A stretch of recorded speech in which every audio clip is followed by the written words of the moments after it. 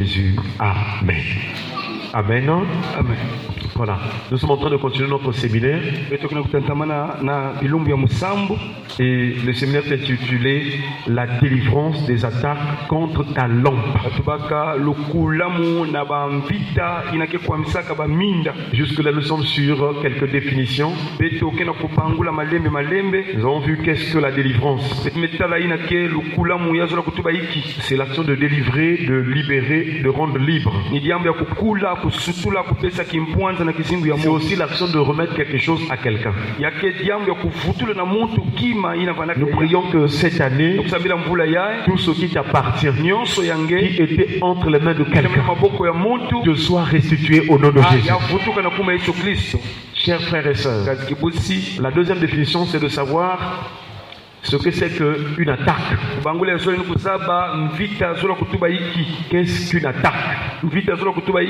C'est l'action d'attaquer. C'est l'action de commencer aussi le combat. C'est l'action de se jeter sur quelqu'un en maltraitant. Et maltraiter veut dire critiquer, brutaliser, mettre en danger. Lorsque tu constates que dans ta vie, tu es souvent dans une attitude de peur, des situations qui t'arrivent, c'est toujours des situations dangereuses. Cela veut dire que tu es attaqué. Mais la bonne nouvelle, c'est que depuis que tu as reçu Jésus dans ta vie comme Seigneur et Sauveur, tu n'es plus seul. Physiquement tu es seul, mais spirituellement tu n'es pas seul. Il y a quelqu'un qui est avec toi. Et cette personne, la Bible l'appelle le chef de l'armée de l'Éternel. Est-ce qu'on peut acclamer Jésus? C'est lui qui a donné à Israël la victoire. Pendant qu'Israël rentre dans la terre promise, il y avait des rois puissants, il y avait des grands rois, des guerriers dans Canaan. C'était pas facile de prendre possession. Et avant que Josué ne rentre, il a vu devant lui un homme et son épée était nue. Josué a posé la question: es-tu de notre ou bien de l'autre camp? Il dit: je suis le chef de l'armée de l'Éternel. Alléluia. Ne pense pas que tu es seul. Il y a quelqu'un qui combat en ta faveur. C'est la personne de Jésus-Christ. Chers frères et sœurs, et lui, quand il se lève, quel que soit le nombre des ennemis, quelle que soit la puissance de l'ennemi, l'ennemi et toute son organisation se disperse. Est-ce qu'on parle avec le Seigneur? Nous prions que maintenant tout ce qui venait pour t'entourer, pour t'encercler, pour t'assaillir, que la puissance du nom de Jésus les disperse. Que le Seigneur les disperse. Même quand tu es endormi, ils se disent que là on va la voir. Avant qu'il ne s'approche de toi, que la puissance de Dieu, que la main de l'Éternel les frappe, les anéantisse, les paralyse et les chasse loin de ta vie au nom de Jésus. Chers frères et sœurs, même dans la détresse, nous sommes rassurés. Le psalmiste a dit, du sein de la détresse, j'ai invoqué l'Éternel. S'il y a une chose que tu ne dois jamais perdre de vue, une chose que tu dois avoir toujours le réflexe dans ta conscience, c'est d'invoquer l'Éternel.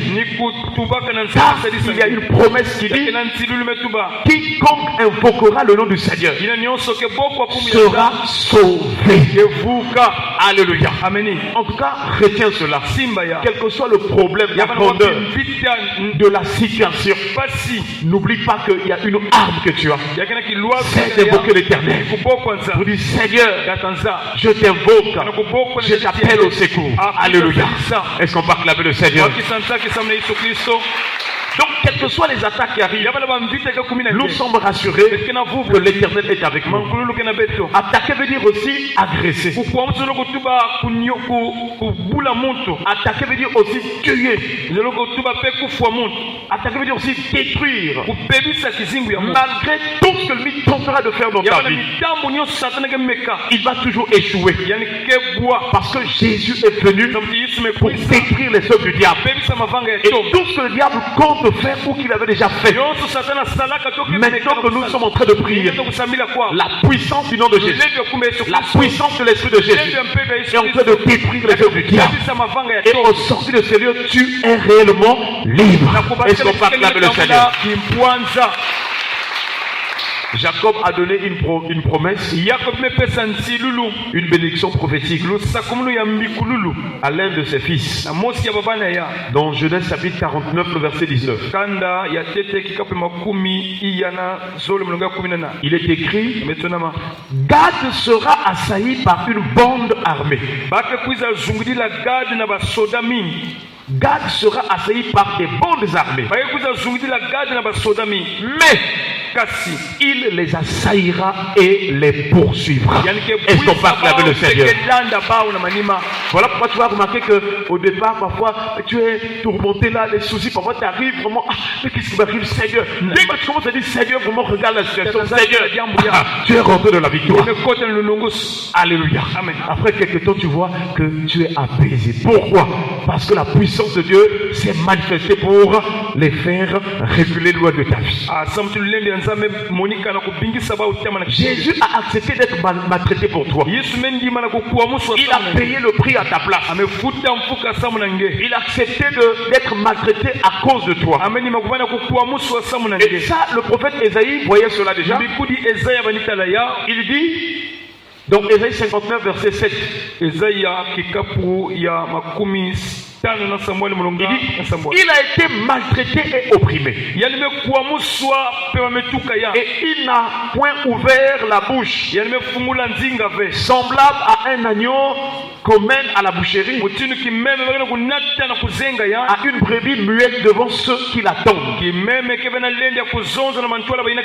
Effectivement, quand on avait arrêté Jésus, on a crié sur lui, on a craché sur lui, tout ce qu'on faisait sur Jésus.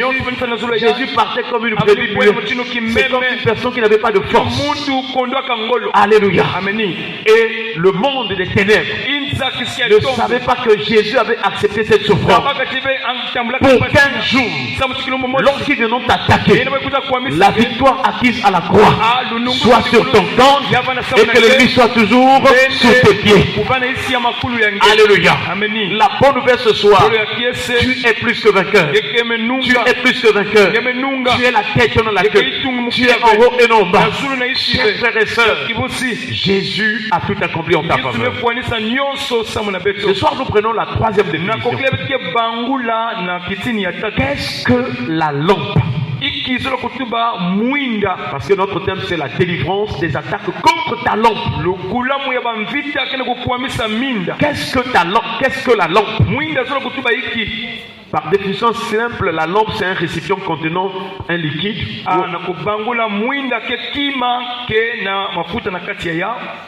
ou un gaz combustible pour éclairer. Donc si nous pouvons résumer, il y a deux choses fondamentales dans la lampe. Il y a le liquide qui permet que la lampe soit allumée. Et la deuxième chose, c'est que c'est l'objectif de la lampe, c'est éclairer. Cela veut dire que si la lampe est éteinte, c'est l'obscurité totale qui sera. Chers frères et sœurs, voilà pourquoi nous devons avoir toujours notre lampe allumée. Éclairer veut dire répandre de la lumière. Éclairer veut dire aussi mettre quelqu'un en état de voir clair. Mettre quelqu'un en état de discerner. De discerner le faux du vrai. Le signe que tu es dans la lumière, tu dois avoir le discernement. Tu dois connaître la différence entre ce qui est de Dieu et ce qui est du diable. C'est ça, être dans la lumière ou être éclairé. C'est cela aussi l'église le réveil. Là où il y a la lumière, c'est là où on discerne. On connaît ce qui est profane et ce qui est saint, ce qui est impur et ce qui est pur. On doit en faire la différence. Le signe que ta lampe est allumée, c'est de faire cette différence et de choisir le côté de Dieu. La lumière aussi, c'est l'image des bonnes œuvres. Si ta lampe est allumée, si tu es éclairé, ta vie va pratiquer des bonnes œuvres. La Bible déclare que nous avons été créés en Jésus-Christ pour pratiquer des bonnes œuvres. Le signe que tu es un véritable enfant de Dieu, un véritable chrétien, un véritable serviteur de Dieu, une véritable servante de Dieu, c'est de pratiquer des bonnes œuvres. C'est le signe que tu as des bons fruits. Chers frères et sœurs, mais si dans ta vie tu pratiques ce qui est mauvais, tu fais ce qui est mauvais, ce qui attriste le cœur de Dieu, ce qui attriste le Saint-Esprit, sache que ta lampe est éteinte. Mais nous prions qu'à partir du moment où Dieu nous en parle, que ta lampe soit allumée au nom de Jésus. Que ce soir que Jésus allume ta lampe. Mais pour que la lampe soit allumée, il faut qu'il y ait de l'huile. Il faut qu'il y ait vraiment un liquide qui va faire que la lampe soit allumée. Et ça, nous verrons ça prochainement. Chers frères et sœurs, le but du Seigneur dans ta vie, c'est que la lampe soit allumée. Et nous prions que le Seigneur te donne d'être éclairé. Déjà, Ésaïe en parlait. Je crois dans Ésaïe 60, à partir du verset 1. Il dit, lève-toi, sois éclairé, car ta lumière arrive. Est-ce qu'on va acclamer le Seigneur? Voilà, tout à l'heure on a assuré avec le frère parce qu'on avait composé un cantique sur lève-toi, sois éclairé. Alléluia. Voilà. Donc, si tu remarques dans ta vie des moments où tu as toujours des accès de colère, ça veut dire que la lampe est en train de se teindre. Il y a des ténèbres qui sont en train de vouloir vraiment éteindre ta lampe complètement. La lumière est en train de s'amenuiser ou bien s'abaisser. Tu ne dois pas accepter cela. Tu dois garder ta lampe allumée. Ceux qui iront au ciel, ceux qui seront prêts, ceux qui entendront le cri de l'avènement de l'époux, ceux qui iront à l'encontre de l'époux, ceux qui entreront là où sera l'époux, c'est ceux-là qui ont la lampe allumée. Est-ce qu'on peut acclamer le Seigneur? Chers frères et sœurs, il y a un danger. C'est que le diable, quand il servait d'abord Dieu, il était un ange de lumière. On l'appelait Lucifer. Il était un ange de lumière. Mais après il était déchu, Dieu l'a chassé à cause de sa rébellion. Qu'est-ce que le diable fait maintenant? Il emmène une... Comme c'est pas une lumière, en fait il rayonne des choses. C'est comme si c'était une lumière, mais c'est pas la véritable lumière. Quand le diable vient se manifester, il apporte des choses comme si c'était la véritable lumière, mais c'est une fausse lumière. Chers frères et sœurs, le diable donc dans sa rébellion était chassé loin de Dieu. Mais il tente, il éclaire dans le faux, la ruse et le mensonge. Il fait comprendre aux gens des choses, mais d'une manière détournée. Il utilise ce qu'on appelle le déguisement.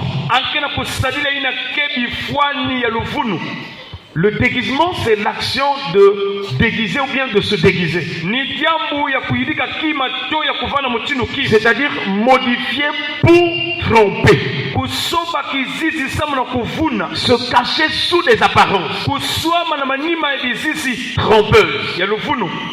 C'est là nous voyons même dans certains produits que nous utilisons la contrefaçon. On fabrique l'original, lui il vient faire la piraterie. Chers frères et sœurs, je ne sais pas dans ta vie si le diable s'est déguisé, il est en train de te mentir. L'apôtre Paul est allé prêcher, il a enseigné les chrétiens de Corinthe parce qu'il y avait du désordre dans l'église de Corinthe. Il fallait retrouver pourquoi l'église était rentrée dans le désordre. Et l'apôtre Paul avait détecté qu'il y avait la séduction qui était là. Il y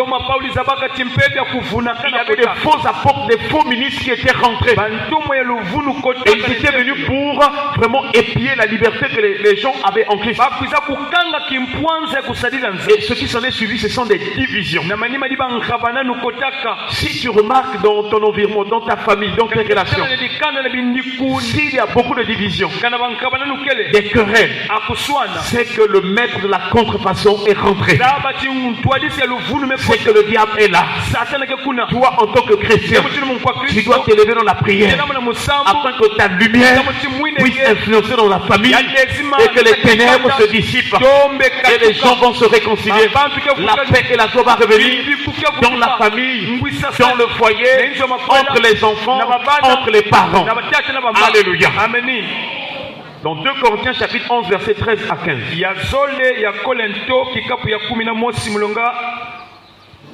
13 à 15. Il parle aux chrétiens de Corinthe en disant: ces hommes-là sont des faux apôtres,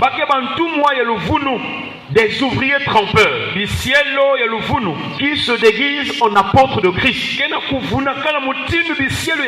Ne mets pas ta foi sur toute personne qui te dit que je suis serviteur de Dieu. Il faut éprouver les esprits. Chers frères et sœurs, nous avons causé avec quelqu'un l'après-midi. Il dit: papa, j'ai rencontré un homme de Dieu. Il a des locks, il a vraiment beaucoup de cheveux, a vraiment des locks. Je lui ai dit: mais comment, mais tu es un pasteur, un serviteur de Dieu, mais pourquoi tu as des cheveux comme ça là? Il dit: l'homme de Dieu m'a dit que non, j'ai fait le vœu de Naziréen. C'est sur l'instruction du Seigneur que j'ai fait ce vœu là. Et je t'en parle parce que tu es servante de Dieu. Et la sœur me raconte, je dis: non, nous sommes de la nouvelle alliance. Si dans l'ancienne alliance, Dieu a parlé par la loi et les prophètes, l'auteur de l'épître aux Hébreux nous rappelle que Dieu, dans ces derniers temps, nous a parlé par le Fils. Il l'a établi héritier de toutes choses. Le Fils est le reflet de sa gloire et l'empreinte de sa personne. Dans la dispensation de la grâce, même Jean-Baptiste qui était celui qui préparait le chemin du Seigneur, lorsqu'il a témoigné de Christ aux autres, il dit que nous avons tous reçu de lui grâce sur grâce. Est-ce qu'on passe la Seigneur? On ne peut plus accepter ou faire quelque chose qui soit en dehors de Jésus. Dieu a fait toutes choses pour que tout soit rassemblé dans la personne de Jésus. Donc pour les choses qui sont dans les cieux et celles qui sont sur la terre, tout doit être vu à la lumière de la personne de Jésus. C'est-à-dire, si Jésus ne l'avait pas enseigné, s'il n'avait pas donné une recommandation, même si quelqu'un te dit que ça vient de Dieu, tu ne dois pas accepter. Et qu'est-ce que Jésus a enseigné? Si dans l'ancienne alliance, il y avait des types de conséquences, des naziréens, la manière de jeûner, de se consacrer, et en gardant les cheveux. Alors, dans la nouvelle alliance, dans Matthieu 6 notamment, Jésus a prêché, il a enseigné que dans le royaume, ce n'est plus les apparences. Ce n'est pas parce que tu vas garder les cheveux que tu as reçu l'instruction du Seigneur. Non. Dans la nouvelle alliance, nous devons marcher dans la simplicité à l'égard de Christ.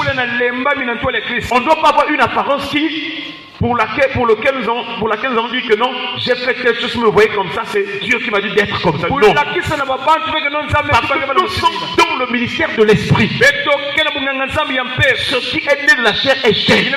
Ce qui est né de l'esprit est esprit.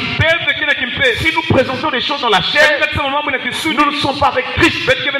Jésus est venu pour nous enseigner les choses spirituelles. Et donc j'ai dit à la sœur, non. Donc toute la Bible, je n'ai pas vu là où Jésus a dit que nous devons garder les choses comme ça. Ce n'est pas de Dieu. C'est un séducteur. Et l'homme en question dit, oh non, il faut venir prier chez nous. Voilà, j'ai dit, si tu vas là-bas, on va t'introduire une mauvaise semence. Alléluia. Amen. Chers frères et sœurs, toute église, toute doctrine, tout pasteur, tout soi-disant serviteur de Dieu qui fait des choses en dehors de Christ, c'est l'esprit de l'erreur. Parce que la seule personne qui est venue sauver l'humanité, c'est la personne de Jésus. C'est pourquoi, même si quelqu'un se présente comme un prophète, peut-être qu'il peut être un prophète de Dieu, mais le signe qu'il est prophète, il ne doit pas se présenter lui-même. Il doit présenter une personne, c'est la personne de Jésus. Tout doit passer par Jésus. Lui, en tant que prophète, il doit faire tout comme Jésus. Parce que l'apôtre ne peut pas être plus grand que celui qui l'a envoyé. Chers frères et sœurs, et Paul est en train de dire aux chrétiens de Corinthe, il dit, ces hommes-là sont des faux apôtres, des ouvriers trompeurs, déguisés en apôtres de Christ. Et cela n'est pas étonnant. Comment est-ce que tu dis que tu es serviteur de Dieu? Après, tu vas dire au brebis du Seigneur, vraiment Dieu m'a dit, chacun va apporter une pierre. Et je vais prier pour cette pierre. Je vais aller mettre sous le lit, je vais aller dormir dessus. Ça, c'est pas Dieu. Parce que la question de la pierre a été résolue. Lorsque Pierre a parlé, si dans l'ancienne alliance, on parlait du rocher comme symbole de l'avènement du Seigneur, dans le Nouveau Testament, Pierre a déjà dit, Jésus est la pierre rejetée par ceux qui bâtissaient. Elles sont pas avec le Seigneur. On n'a plus besoin de prendre une pierre de maître dans la maison. On a besoin de Jésus. C'est lui qui est l'accomplissement de la loi et les prophètes. Donc fais attention à certains cultes où on met des choses. À apporter une photo, mettez-vous tous des marinières avec tel insigne. Toutes ces choses-là, c'est la séduction. Parce que Dieu nous a sauvés pour être en Christ. Donc nous ne sommes pas en Christ. Donc nous ne faisons pas comme Christ. Nous ne pouvons pas avoir une bonne relation avec le Père.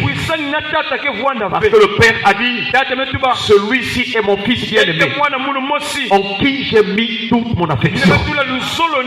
Écoutez-le. Est-ce qu'on va acclamer le Seigneur?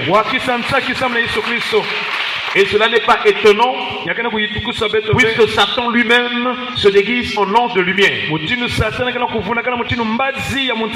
Il n'est donc pas étrange que ces ministres aussi se déguisent en ministres de justice.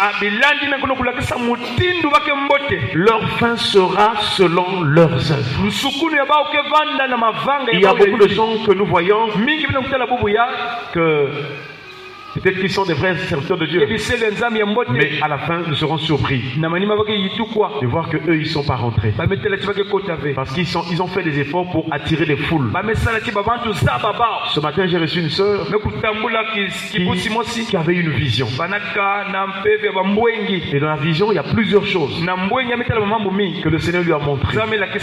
En tout cas, quand j'ai écouté cette vision là, peut-être à la fin du culte, il faut me rappeler, nous allons écouter, je crois, moins d'une minute ou bien plus une minute. Mais parmi les éléments, Dieu était attristé parce que beaucoup de gens sont sur la voie de la perdition. Et Dieu lui a dit, Il y a beaucoup de serviteurs de Dieu que vous voyez à la télé qui sont des grands hommes de Dieu. Ils vont bientôt tomber. Beaucoup vont tomber. En tout cas, Dieu a parlé sur beaucoup de choses.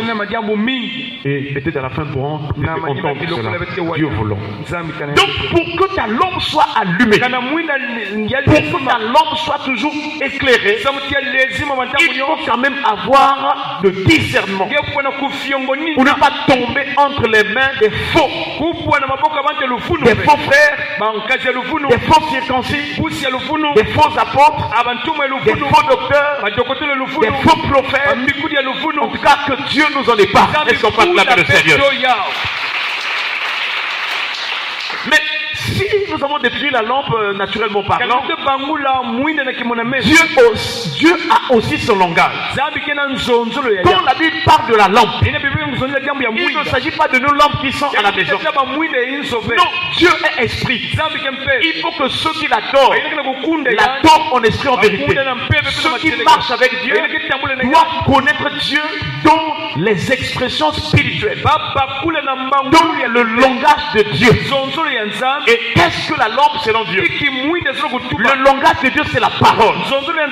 Dieu parle par la parole. Dieu se révèle par la parole. Pour connaître qu'est-ce que la lampe, d'après la pensée de Dieu, nous devons rentrer dans les Écritures pour voir comment ce que Dieu a expliqué c'est que la lampe. Et ce soir, nous voulons aborder une partie déjà de ce que c'est que la lampe selon la pensée de Dieu. Nous en avons donc deux types de lampes dans la Bible. Il y a une lampe que nous allons appeler une lampe naturelle et une lampe spirituelle. Nous sommes dans Matthieu chapitre 6, le verset 22 à 23. Jésus était en train d'enseigner sur le royaume. À partir de Matthieu chapitre 5, Matthieu chapitre 6, Matthieu chapitre 7, Jésus était dans les enseignements relatifs au royaume.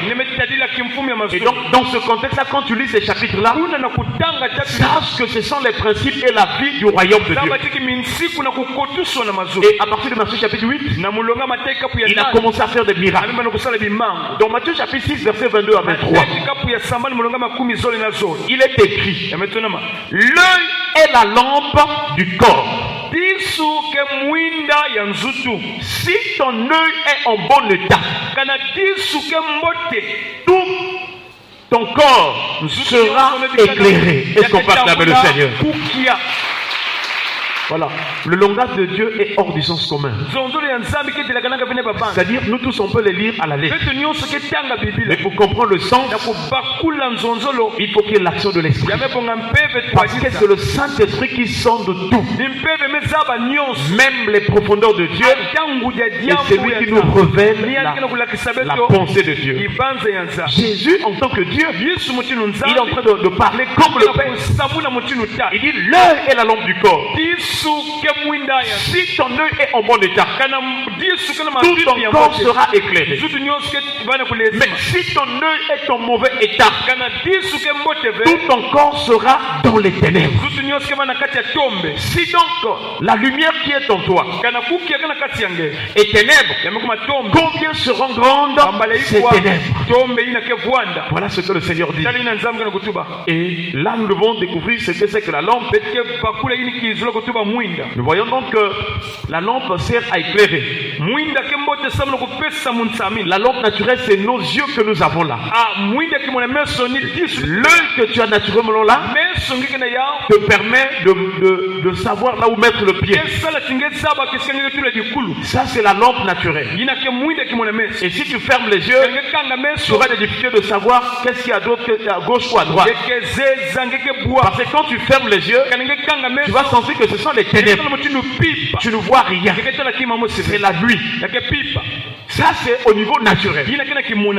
Et donc, quand Jésus parlait de cela, il voulait montrer que quand l'œil est ouvert, Il permet de voir, de discerner. Et à travers cette vision ou cette vue-là, tu peux bien conduire ta vie. Ta vie sera dans la bonne voie. Et donc la première lampe, c'est cette lampe naturelle que nous avons. Ce sont nos yeux.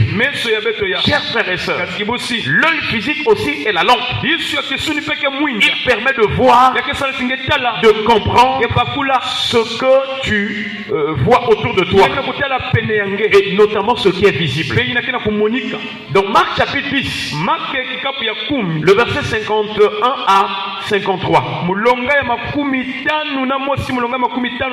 Il est écrit: Jésus prenant la parole lui dit: Que veux-tu que je te fasse?